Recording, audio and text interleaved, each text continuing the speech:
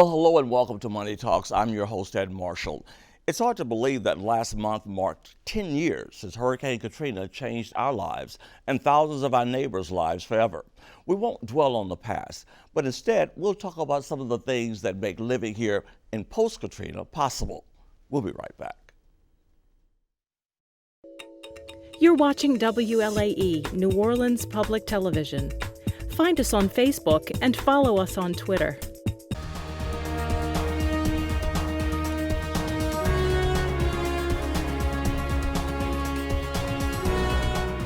Well, local organization Greater New Orleans, Inc. keeps us up to date on what's going on economically, particularly with the number of companies that have either expanded or moved here since the big storm.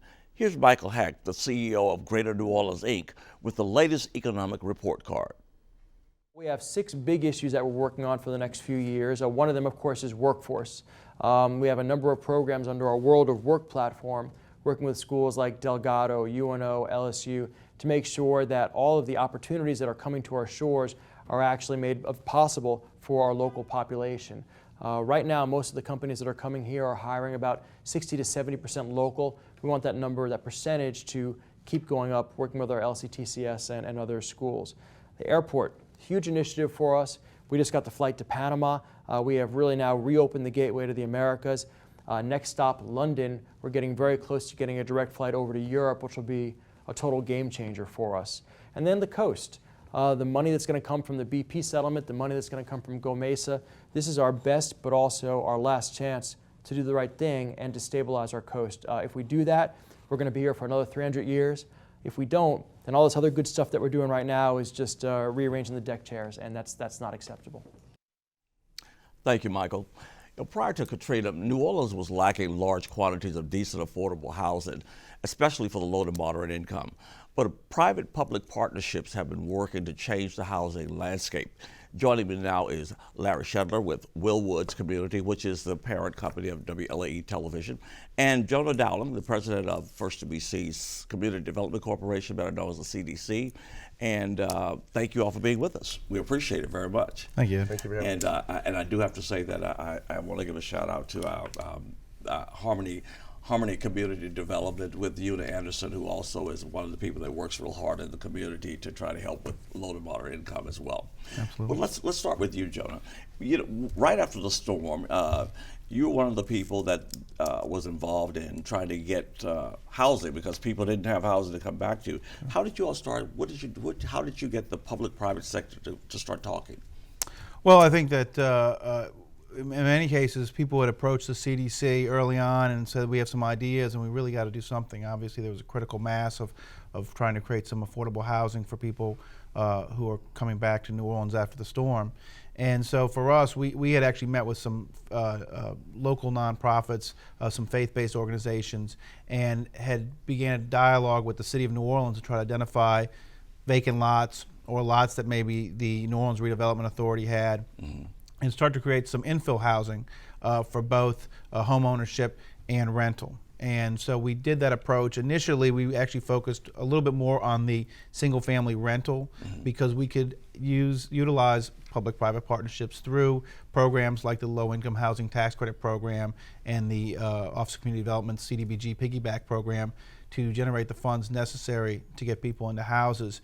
The home ownership side was a little bit more difficult because insurance costs were fluctuating and it was getting difficult to underwrite home ownership projects. And then, of course, the credit market was going through its problems in 08 and 09. So we really focused on rental at first, but again, we wanted to create housing that was low density and really serve the purpose of filling vacant lots, urban renewal type of a project. So that's what we did, and then over the last couple of years, we've tried to put a more of an emphasis on the home ownership piece as underwriting and getting people into houses has become a little easier. So looking back, how many? Talk to us about how many units have you all done? Well, we've done through the CDC. We've been involved with about 400 units now. Most of those, about 220, 230 of those, are in New Orleans. We actually did a project in Lake Charles that included 180 single-family houses. That was a rental project but it's 180 single-family Because houses. those areas were affected too by Hurricane Absolutely. Rita and everything, and they needed Absolutely. housing. Yeah. Yes. That is great. Let's talk a little bit to Larry with Willwoods. Willwoods has always been, in the thickest of things, trying to make sure people have affordable, decent housing. Talk to us about the process that you all go through trying to identify, especially after Katrina, geographies and areas where you all can do some good. Well, the Willwood Foundation has about 2,500 apartment units, and these are primarily garden-style communities, generally at least 100 units. And the whole purpose is they're set about to be run efficiently and provide safe, clean, affordable housing and keep the rents as low as we possibly can. In the aftermath of Katrina, as you can imagine, a lot of these properties were severely impacted. One particular project in eastern New Orleans was unsalvageable. They eventually sold the property. But the whole process was to basically get this inventory back online, which, as you know, was not easy. Right. Contractors, materials, and whatnot. Right. But they were all put back into commerce. They're performing very well. What I think Willwood has had this issue, as folks that I deal with in my brokerage practice, we have very limited geography here in New Orleans. You have the lake to the north, the river to the south, and wetlands on each side. So there is not a lot of places in which you can build multifamily. And when you do, it's quite expensive. You got to do a lot of work to the soil, and on limited land, you need a public-private partnership. You cannot really justify building multifamily to serve the affordable side of the market unless you have some type of subsidy. And obviously this is working. Obviously. Yeah, and because I've talked with Wayne Mayhew, Okay. who's over the program with Willwoods, oftentimes about this. But let's talk about mixed income too, because that also is an issue when people first said, well, are people going to really want to live together? Who have different income statuses. How is that working, Jonah? Well, I think that's worked out pretty well, and I agree with that. I think there was some hesitancy when it was first suggested because it wasn't a model that had been used widely in New Orleans.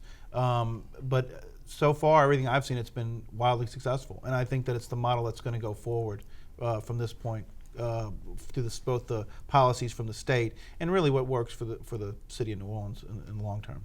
What's your take on it? We've most of the growth you've seen in the Central Business District, okay, and the Warehouse District.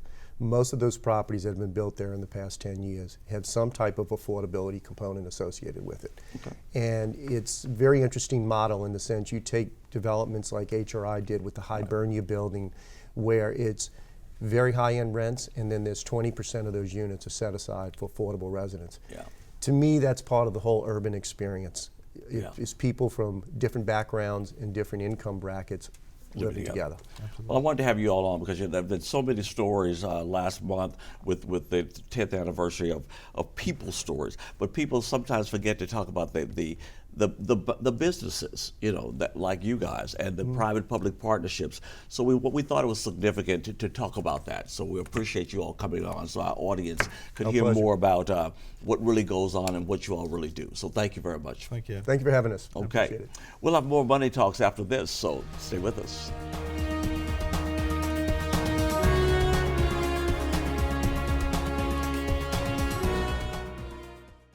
A new team, new editorial resources. The same objective analysis of the top business news of the day, Every weeknight, complete market coverage. with the business and economic stories that are crucial to you. Nightly business report. Weeknights at 5:30 p.m. on WLAE. Each month, viewers write into the show to community leader Ashton J. Ryan Jr. to share his knowledge on different subjects. This month, Harold Jackson from Gentilly wants to know, is there a difference between national banks and state banks? Here's Ashton's answer. To be honest with you, we have what's called a dual banking system, but it really doesn't represent a huge change between how banks serve their customers. National banks are national because they are licensed and chartered by the Treasury of the United States. Okay, so they have a franchise that can go everywhere. State banks at one time are chartered by the local state Office of Financial Institutions, but they're also regulated by the FDIC or the Federal Reserve, so they also are involved in federal regulation. Either case, today, with most of the barriers to moving across state lines being eliminated, a state bank can compete with a national bank and going into different markets where it feels like it has an opportunity to be successful. Typically, the national banks tend to be larger because they have been nationwide for quite a while, and the state banks tend to be a little smaller, but there are plenty of very large state banks. So realistically, the service level is not impacted by whether it's a national or state. What's important is the philosophy of management and the commitment of management to their local community. And so it doesn't matter the structure you have. The old First National Bank of Commerce was a national bank. Our new entity, First NBC, is a state chartered bank. We did the same things in either format, and we do well in both formats. So I don't really think there's a big difference between the two from a standpoint of customer service and interaction, although it does tend to be, larger banks tend to be more national, state less, but that was mostly because of the barriers that existed about interstate banking, and those are all gone. So today a bank can set a branch up in any state they choose to be in, and that's a great thing for everybody, and it's also good for competition in the United States. So I think they're not big differences. It's mostly about who regulates you and how you progress in developing your own business plan. And there you have it. Thanks, Ashton. Of course, you can always write to us, and we'll try to get your questions to Ashton as well. Well, our Common Sense reporter, Shannon Ryan, recently returned from Europe. She was on special assignment. And with so many American students now studying abroad, we asked her to find out what are some of the main tips that some of these students need to know when they are studying in other countries. One thing, she said, is to leave copies of your itinerary and passport data page and visas with your family or friends at home so that you can be reached. And to keep your host program or sponsor informed of where you are, your whereabouts at all times. And make sure you have insurance to cover any emergency medical needs while you're in that country. And fourth, familiarize yourself with the local laws and customs of the country where you're studying, as you're subject to those laws. Back here in the States, though, we're going to tell you about some more good news with a college here. And that's additional programs for two major things that are going on at Delgado Community College. We told you about phase 1 of the Sidney Collier campus. Well, now the second phase of Sidney Collier has been completed here in New Orleans. And the programs offered include art of construction programs, architectural design, construction technology, and many, many more programs. For more information on that, you can find that out on the Delgado webpage. We'll be back with more, so stay with us.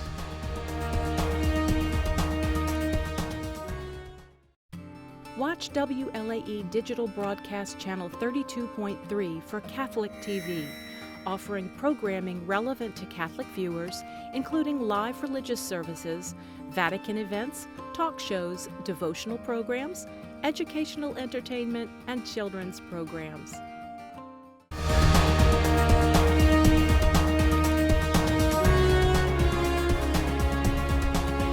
And we're back. It's time for our Crime Stopper minute or minutes, depending on what the CEO of Crime Stoppers, Darlene Costanza, has to tell us. And of course, you know, it's been a proliferation of so many shootings of late. And of course, it takes money to put out there that we're looking for these people. And so you have some programs coming up to let people know what's going to be happening. We sure do. Actually, our big fundraiser is September 9th. It's called the Blues Night. And we have a multitude of New Orleans musicians who come out, and we're doing it at this House of Blues. They come out and donate their time to perform. And we have food and drinks, open bar, and all of the funds help us fund the many services that we do, particularly in the youth area. So September 9th is the night. We would love the support of the community to come out. Tickets are $2 for 200 or $125 a person. And typically last year we sold out. So it's a great opportunity. And this year we're doing something really neat. We are releasing at the Blues Night a video that we produced to a song called How Much I Love You, to honor those officers who have lost their lives in the line of duty since Katrina. I've seen it. It really takes your breath away. It truly does. And it's important that we understand the service that they do, and they continue. did and continue to do as officers who take an oath to protect and serve. And when you walk out that door, you suit up and walk out the door, you never know what dangers are there ahead of you. I mean, they've had even more. I mean, here in New Orleans, Lafayette, all over the place. It seems like late with police officers being shot. So we certainly want people to see that video and to say thank you for the folks, men and women, who every day, try to do their best to keep us safe. Right. After we release the video, it will be up online on our website. We will be going around to the different agencies to show the officers. But yes, if you see the video, the message there is, next time you see somebody, say thank you. Say thank you to the families and thank you to the officers. And give them the website and information on if they want to contribute funds to help Crime Stoppers help Yes, bring people to justice. We truly appreciate that. And I do want to say First NBC Bank is the premier sponsor for our youth program. So we thank you so much with this. But we are at crimestoppersgno.org is the website. crimestoppersgno.org, or you can always call the office number is 504-837-8477. There's multiple ways that you can either donate to the events, donate in general, or even volunteer. We always need people. Of course, when you talk to Crime Stoppers, it's totally anonymous. Yes, it is. Okay, and before we leave, we certainly want to say that our hearts go out to one of our Crime Stoppers members who passed on. So yes, Mr. Tony Picasso was a longtime member of our board. He actually started when I first started many years ago with helping pay out the rewards. But I'm very sad he did pass away this weekend. Our thoughts and prayers are with his family, and we thank the family for allowing him to be part of our family. Right, he will be missed. He will be missed. All righty, thank you so much. We'll have more Money Talk, so stay with us.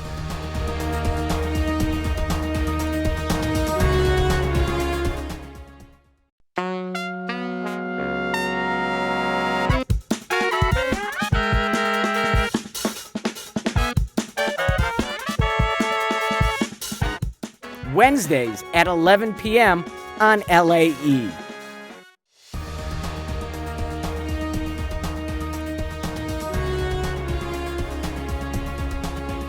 Welcome back to Money Talks. Over the years, so many television shows have portrayed attorneys to be uncaring business people who are only interested in themselves. Well, that couldn't be further from the truth when you meet local attorney Chris Barry here in New Orleans, who does so much in our community, particularly with the homeless, with a program he founded called Grace at the Green Light. Please meet Chris Barry and the outreach director for that program, Sarah Parks. Welcome to the show. Thank you. So good to have you all. How did you come up with this program, and why did it touch your heart, Chris? Well, living uptown in New Orleans, I have been driving by the interstate and the Earhart corridor and interacting with the homeless, talking to them on the street, and thought that somebody needed to reach out and try to take care of their basic needs: food, water, and companionship. And so many of them beg at what is referred to as the red light, which has a negative connotation. So I came up with the idea of delivering grace at the green light for those individuals in June of last year. Yeah. And when you talk to a lot of these people, you find out that these people were educated people, were veterans. Tell us about some of the people that are really out there that need help. Absolutely. There are no generalizations that you can use, just like with anybody else. The other thing is, the human contact cannot be underrated that you can give these individuals.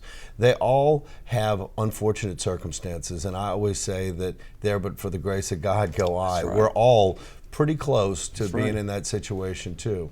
Some of the people are veterans, as you say. Others just came on bad times. Recently, we had a gentleman who was a bartender in the French Quarter, and he got cancer. And this gentleman was very proud. He had always paid his own way in life, and he found himself without a job and without a home after getting out of the hospital. We were able to help relocate him to his sister's house in Florida and get him home. We also provide bus tickets and food for the bus trip to get people home when they have someone who is willing to receive them and to house them on the other end. And I think that's so significant, and that's something I wanted to talk about, is that when you find out some of these people, they have relatives and they want them to come back and find them, and that you're able to really literally get them off the street. Yes, so many of the things that we take for granted every day, like a cell phone, the internet, the ability to communicate, research, contact people are very difficult for a homeless person to accomplish.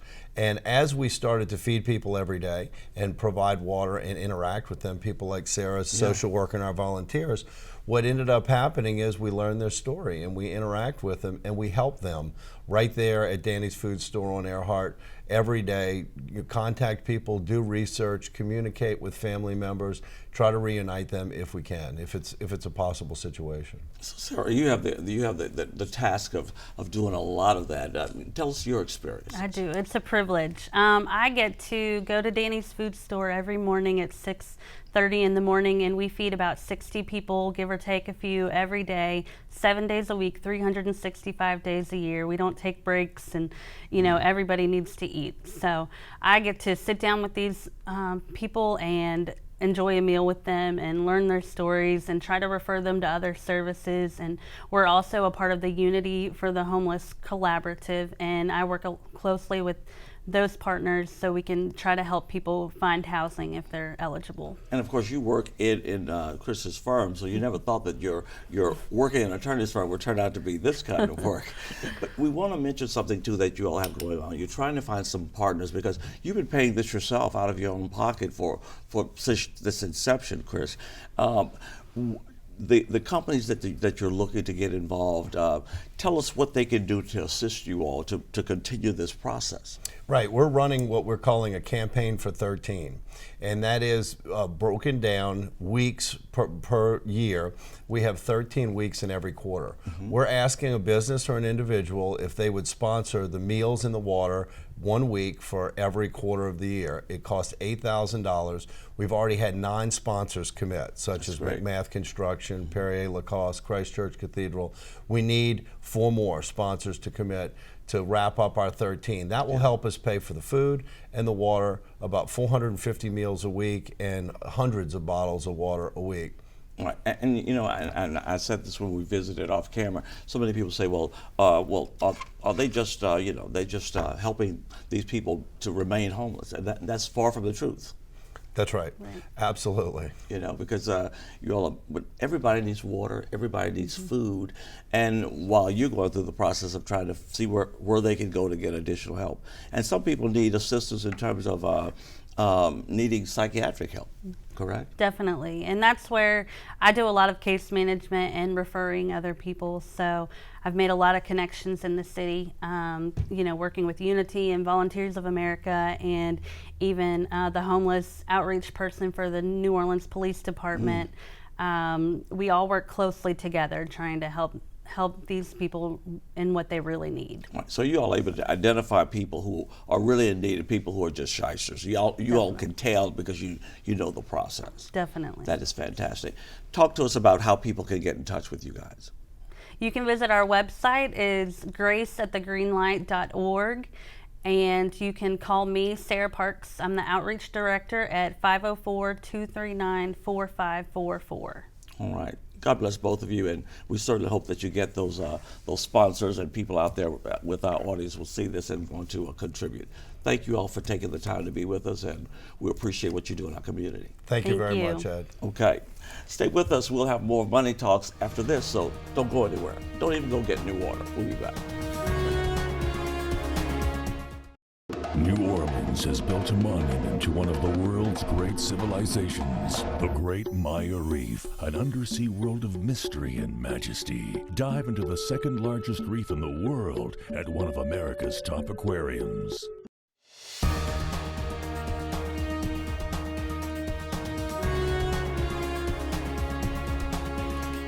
Welcome back. This month, the Tulane Cancer Center is bringing special awareness to prostate cancer, which affects thousands of men. Joining me now is Melanie Cross with Tulane Cancer Center. Melanie, good to have you with us. Thank you so much. Good to be here. I love your here. name. It sounds like a soap opera name, but it's your real name. But we're here to talk about something real serious, and that's prostate cancer, because it really, truly is if caught early, it can be managed. Tell us some statistics on prostate cancer. Sure. Prostate cancer affects 1 in 7 men. 1 in 7 American men will be diagnosed with prostate cancer. 1 in 38 men will die, unfortunately, of prostate cancer. It's the second highest diagnosed cancer in men, behind only skin cancer, and the second leading cause of cancer death in men, behind only lung cancer. It's a major health issue among our men, and our women in the month of October, everyone notices pink everywhere, and our women have embraced the cause of breast cancer. And the prostate cancer statistics are just as dire among men, but you don't see blue everywhere in the month of September. Yes. And so that's what this is all about. It's getting our men to recognize and take charge of their health. Yeah, and to do that, sometimes we have to get the women to prod men to do it, you know? Absolutely. So I'm sure y'all will be doing a lot of that. Why did you all decide to take this on? This is what, the second year? This is our second year, so this is the NOLA Blue Dew Party Walk Run. It's a 2-mile walk run that takes place on Tulane's Uptown campus, September the 12th. It's Saturday. It's an evening run, so the starting gun is 5 o'clock p.m. Cooler. A little bit cooler. Yes. It's 2 miles, and it takes walkers and runners on a tour across the Uptown campus, but it's so much more than a walk run. Yeah. It's also a celebration of prostate cancer survivorship. And it's a party, and it's done New Orleans style. It's of course it's a natural here. We have plenty of food. 13 food vendors will be out there, and this isn't your typical walk run food. We have very high-end gourmet food out there for all of our guests. And of course you have prostate survivors out there running. The survivors, and what's really heartwarming is their family members. You have large groups who are there with the prostate cancer survivor, celebrating the survivorship. And this is all for the cause of research. Right, and all the money goes to that. Exactly. And of course, you all have gotten a local bank involved in terms of this process, and because everywhere I go, I see the tall blue voodoo man. Is that it? I think we can put him up on the set to show him. We call him Blue Dude. Okay, okay, so you can't miss it. So when you see that blue dude, you know that this is about prostate cancer. Exactly. Talk to us about that. Well, FMBC has very generously offered to help promote our run. So if you're an FMBC customer or not, you'll see our Blue Dude in bank lobbies across the South Shore and in other locations on the North Shore. And it's all to raise awareness of the prostate cancer cause, and to raise awareness that it's only through research that we'll find a cure. And that's what this event does. It raises funds for research. All of these dollars stay here in New Orleans. That's great. And they're put to work at Tulane. Dr. Oliver Sarter is the head of the program there. He's one of the only medical oncologists in the world specializing in prostate cancer. And he has played a role in FDA approval of 4 of the 6 most recently approved drugs for prostate cancer. That is fantastic. So he has a team that's second to none. They're doing great work, and that's what this is all about. And for people who want teams, who want to organize teams, what do they do? Go to our website, www.nolabluedewrun.org. Information is there on how to form a team, to register to walk or run. You don't have to walk or run. You can get a party pass and come out and just enjoy the music. Wendell Brunius and the New Orleans All-Stars will be there. Like I said, we're doing this New Orleans style. We want people to costume in blue, the color of prostate cancer awareness. The NOLA Nixettes will be there. The Laissez Boys will be there. We have a kids tent, so parents can bring out the kids. So it's just going to quite be a fun. function. Well, we wish you well on it, and we certainly hope men will take advantage and go in and get those tests done. It's very important. You want to stay here and be around for your families and for your wives and your significant others. It's very important, and we appreciate everything that Tulane Cancer Center is doing. Thank you. Thank you so much. Okay, come back and see us, okay? Sure will, thanks. All right, we'll have more Money Talks after this, so we'll be right back. Hi, we're Ola High, and you're watching WLAE TV.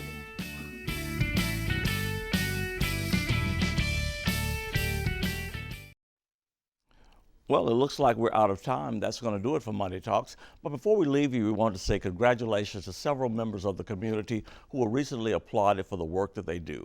Hats off to Sandy Rosenthal and the League of Women Voters of New Orleans, who received the 6th Annual Diana Lewis Citizens Participation Awards. Also, congratulations to Charles Rice and Donald T. Boise Bollinger, who received this year's Whitney M. Young Jr. Service Award from the Southeast Louisiana Council of Boy Scouts, and Dr. Charles C. Teamer, who received the Board of Directors Emeritus Award from the Urban League of New Orleans. Until next month, I'm Ed Marshall, and we'll see you.